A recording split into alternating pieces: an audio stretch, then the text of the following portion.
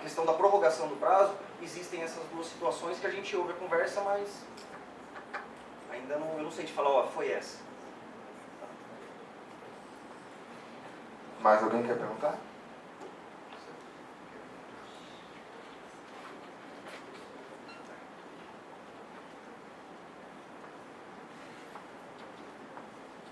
Boa tarde, Thiago.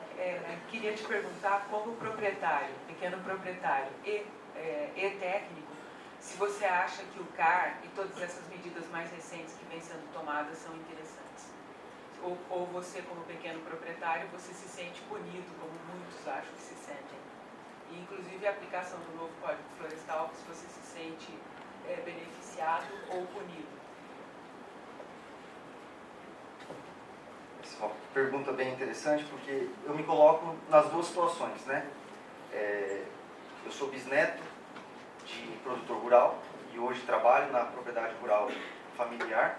A nossa propriedade tem 2,4 módulos fiscais, então a gente está naquela janela de 2 a 4 módulos nessa nova legislação. E eu tenho meu viés de biólogo, né?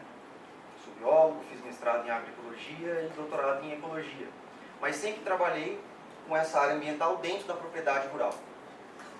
Então, o mestrado foi dentro da propriedade rural, tentando aproximar a biologia da propriedade rural, da importância das questões ecológicas para a propriedade rural. Então, a mudança da legislação, eu acho que ela deixou a desejar do ponto de vista ambiental, né? O novo código, né? A mudança do código deixou a desejar, sim, mesmo enquanto produtor rural, opinião de produtor minha, né? Nesse sentido, eu acho que deixou a desejar, porque não vai ser aqueles 50 metros da nascente que vão interferir na produtividade. Se você... Mesmo porque você pode produzir na APP. Mesmo porque o pequeno pode produzir na APP, exatamente. Existe uma série de entraves e de detalhes nesse processo todo que a gente teria que fazer um curso de regularização de pelo menos aí 2 semanas, tá? Para a gente poder discutir item a item das características particulares de cada situação. Então, eu acho que o produtor perdeu nesse sentido, né, de perder um recurso, ou de deixar de ser sensibilizado por aquele recurso. E a sua outra pergunta, qual que era mesmo? Se você acha que os requisitos do cadastro ambiental rural são interessantes, como técnico e proprietário.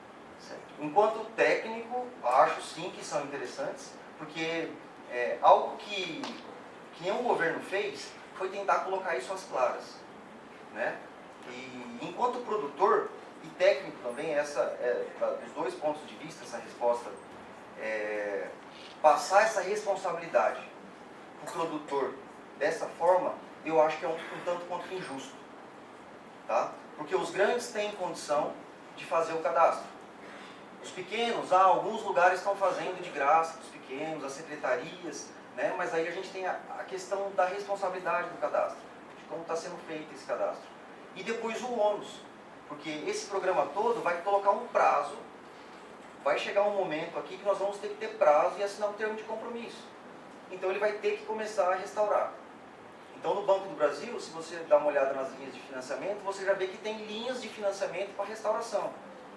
Poxa, vai cobrar juros ainda do produtor rural, para ele pegar o dinheiro emprestado e restaurar algo que muitas vezes nem foi ele que desmatou.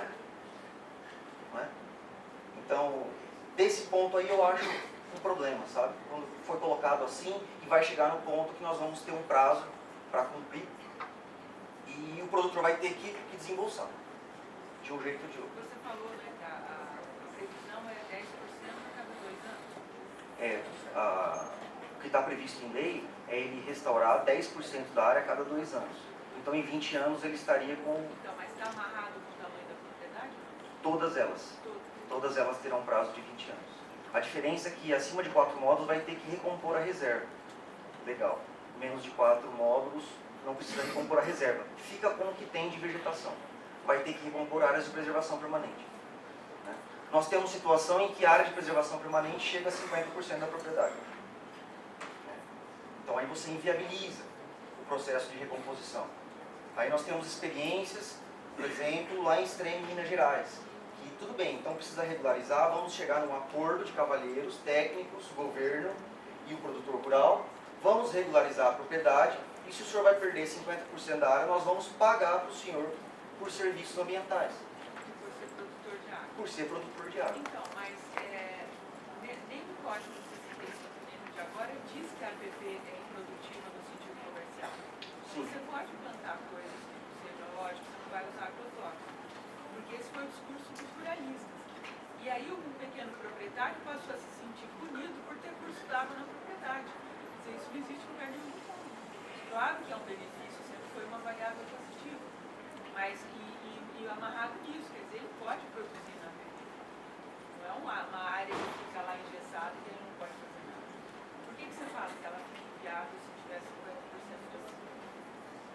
No sentido que nós não temos assistência técnica adequada para ensinar o produtor a produzir de forma orgânica na área de preservação permanente, dar uma seguridade para ele que ele vai ter um retorno dessa produção.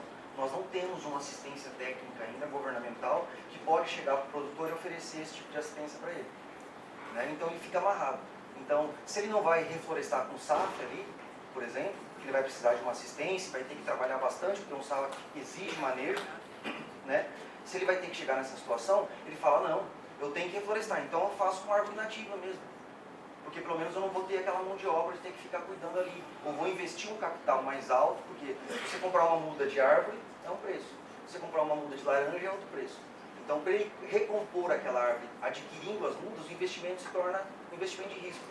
Porque ele não tem treinamento, muitas vezes, não tem assistência técnica ali que pode colaborar com ele. Então, foi isso que foi visto lá em Minas. Né? Só que diferente, Minas, a atividade lá no caso era a pecuária leiteira. Né? Então, eles precisavam do pasto para alimentar as vacas.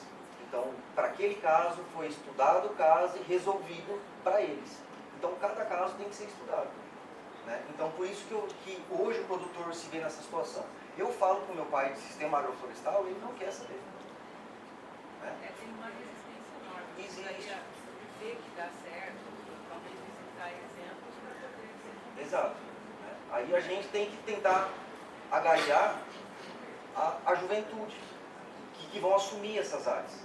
Então tem muito filho de produtor rural que não quer assumir a atividade ou não quer participar da atividade. Aí o pai arrenda para a cana, né, e pronto. Agora, se tiver esse engate, né, então aí os jovens vão ter um pensamento um pouco diferenciado e vão estar dispostos a lidar, a manejar, porque estão pensando em qualidade de vida, nem sempre o retorno financeiro vai vir em primeiro ponto, como muitas vezes acontece. Bom, eu quero agradecer ao Thiago por ter